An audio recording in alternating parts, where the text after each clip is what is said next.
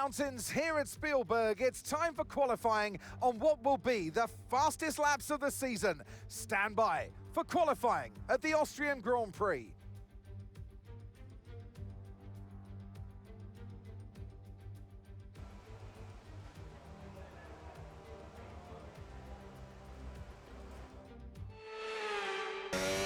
Hello there everybody, it's Joe here and welcome back to my F1 25 My Team Career Mode. This is round 6. Does this track look familiar? It should do. We're at Austria for the Austrian Grand Prix in reverse. Yes, this is the first of 3 circuits currently in reverse on the game. However, as the game cycle continues, I really hope they bring more circuits playable in reverse. Anyway, we're just trying to get a feel for the circuit, finding the limits and pushing it too hard there with our little spin. But we're learning, it's almost like learning a whole new circuit, but we're having to learn it in backwards.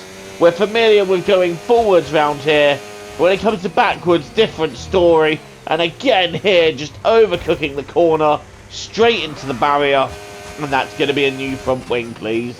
But once we hook up a lap round here, actually, we're not looking too bad. We have had an upgrade fail coming into this weekend again. So, again, we're pretty much stuck with what we had in Canada. But it doesn't seem too bad for now, does it? And as we cross the line, it's P9. So we're still just about in the top 10. Which is good news for us. Unfortunately, Antonelli not in the top 10. It'd be nice to have 2 cars in the points, wouldn't it? And in SQ2, well, in Q2, sorry, it's not a sprint weekend. But in Q2, we just got knocked out. We couldn't lap quickly enough. And we're right behind our teammate in P14. This is it then, race day in Spielberg for this year's Austrian Grand Prix.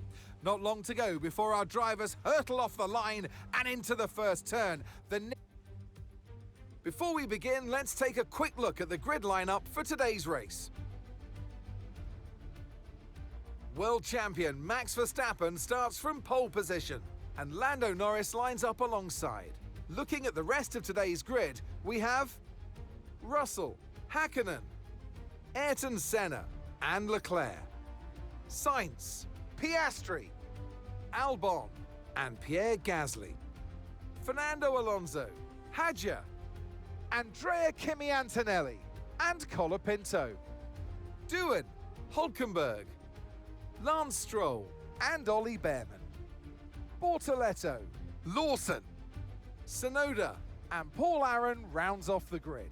And alongside me a man, well, what more can I say? But he's a legend. Anthony Davidson. Now I'll be Okay, here we go. I know what you... Not only do we have the challenge of having the circuit in reverse, but we have the challenge of rain while doing this circuit in reverse. But we're underway for the 36 laps reverse Austrian Grand Prix.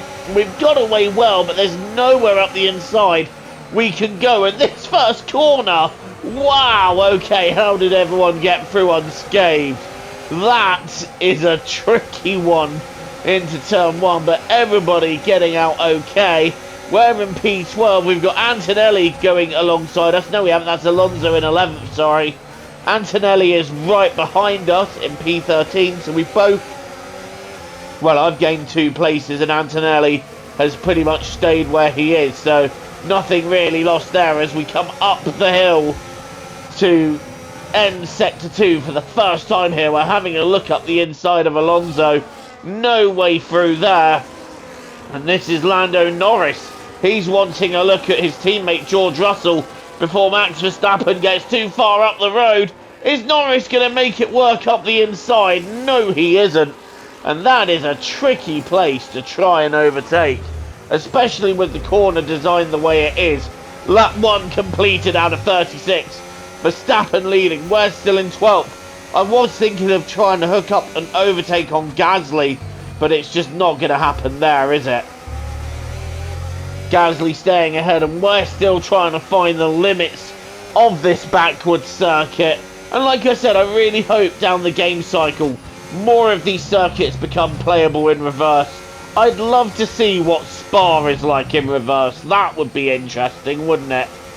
Anyway, lap 4 out of 36. Gasly's pulled away from us a bit, and Hadjar has got ahead of Antonelli and is starting to apply the pressure a little bit onto us. Oh, hitting that outside curve that spun us round in qualifying. Luckily no spin there, but just trying to find the grip where so little grip exists. Hadjar thinking about a move down the inside, but there is no way through there at this stage. And on lap 7 we decide to pit in for slicks because it looks like it's drying out just about enough for this to work.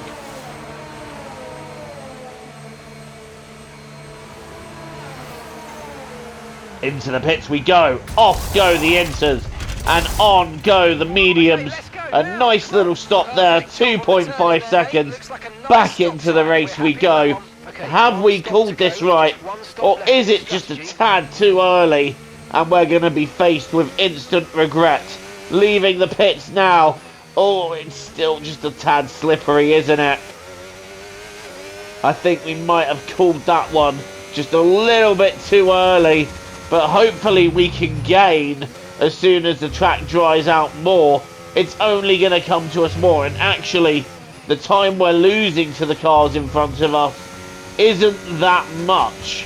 So I'm hoping that when this all shakes out, we haven't lost that much time.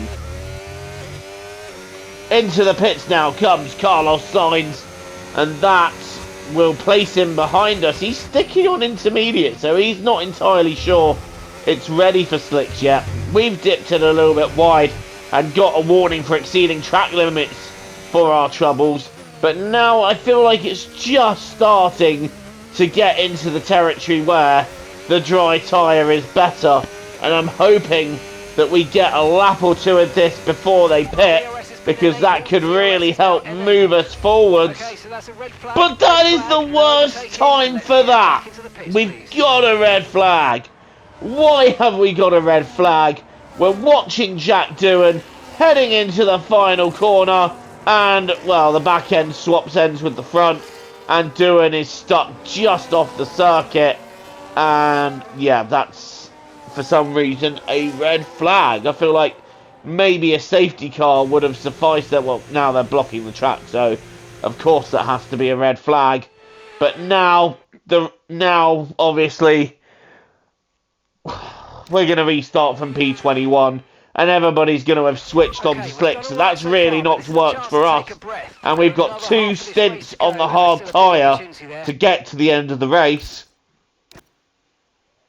But I'm electing to go hard, soft, and see how that works for us. Right, on the grid in P21 on lap 14, and we are underway again at the reverse Austria circuit. Lawson not getting away at all there, and I've got a lot of space on the outside to try and make positions, although one of the Saubers crowded me there a bit. Well, I've actually gone wide, and I've still got a Sauber on my inside. That's Gabriel Bortoletto. I've gone wide now, and through as well goes Paul Aron in the Racing Bulls car. Someone's on my left, I didn't see who it was, but we're now going back past Paul Aron and up into P19. So we have made a couple of positions up, but I'm trying not to lose many more as we now head to the left-hander. Down the inside of Bortoletto we go, and I think we should have the place gained there. No, Bortoletto getting a better exit, and Bortoletto keeping the position. Oh, this is not gone well for us, has it?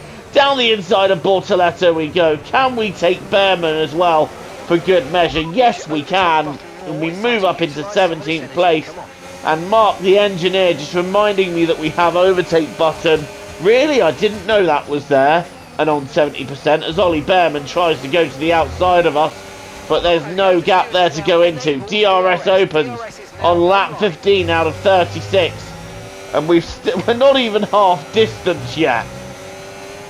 That is just, well, Yeah. Anyway, on the back of Hadjar now as we go completely deep into the corner.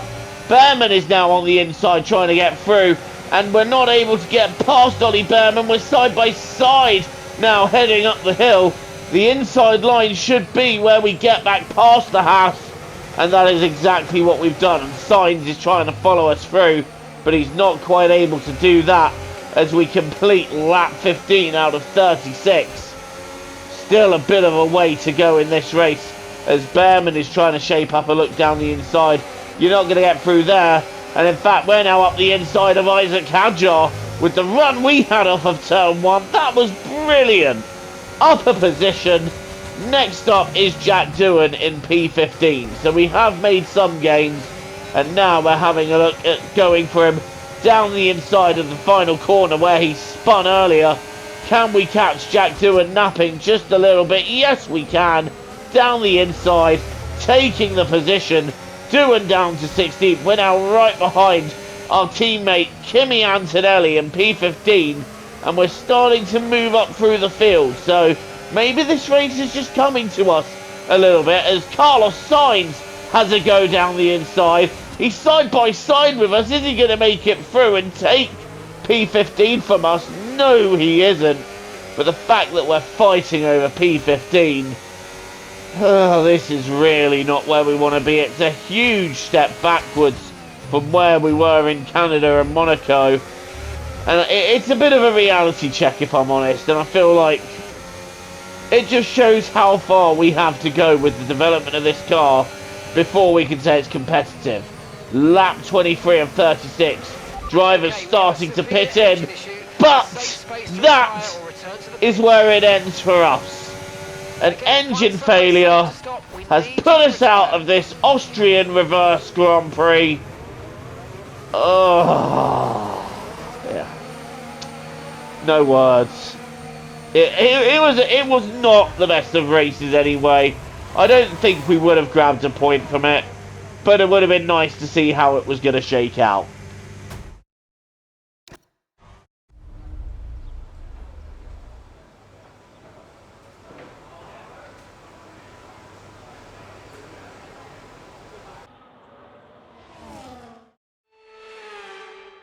Here's the checkered flag. Here's our winner. By George, he's done it. Russell wins.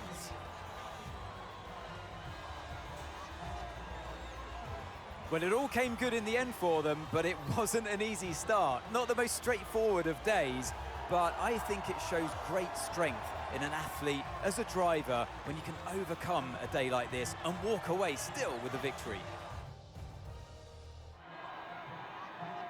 We had drama from start to finish, but in the end, there was only ever one that could take that top spot.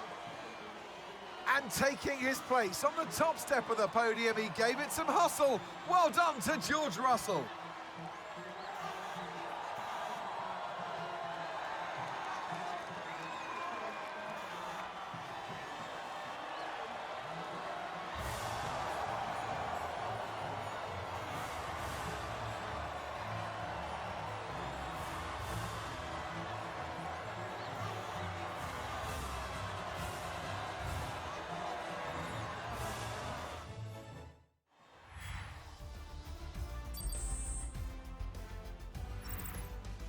And with that, we wrap up another weekend of motorsport action. But with more races lined up, be sure to join us when we come back with more Formula One. It's a win for George Russell, with Max Verstappen coming second and Lando Norris completing a 1-3 for Mercedes. Piastri and Leclerc 4th and 5th. Alonso, good result for Aston in 6th. Tsunoda and Hakkinen 7th and 8th. Stroll in 9th and Albon taking 10th. So Aston Martin gaining some good points in that race. And we've lost out a bit. We were potentially looking at overtaking Charles Leclerc, but he has now jumped forwards in the championship by a few points. And Max Verstappen has extended his lead to Lando Norris. Russell making himself known as a potential threat, but I'm not sure. Some good points for Aston Martin as well, making them a threat to us in the Constructors as well as Williams. Well, thank you for watching this instalment of Career Mode. Please don't forget to leave a like and hit subscribe if you're new here and you want to see more content from me. Until the next time, TTFN, ta-ta for now, take care and enjoy the rest of your day.